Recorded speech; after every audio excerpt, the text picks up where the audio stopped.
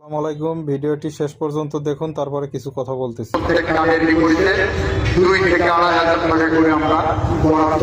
কেউ দেয় 2 থেকে 2,500 টাকা, সেখানে মাসে মাসে 7,000 করে, তারও বেশি পাইতে পারো।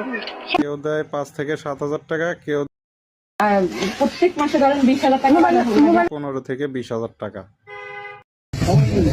এরকম 50 লক্ষ কার্ড দিব, এটা যদি প্রত্যেক মাসে 50 লক্ষ থেকে 1 কোটি পরিবারকে আমরা রাষ্ট্রের পক্ষ থেকে সরকারি কেউ বা দিচ্ছে 50 লাখ থেকে 1 কোটি পরিবারকে, কেউ বা দিচ্ছে বাংলাদেশের 50 কোটি লোকেরকে ফ্যামিলি কার্ড দেওয়া হবে। 50 কোটি মানুষের ফ্যামিলি কার্ড।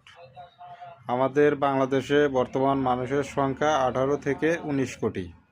বাকি পরিবার কোথা থেকে আসবে কেউ জানলে কমেন্টে জানাবেন।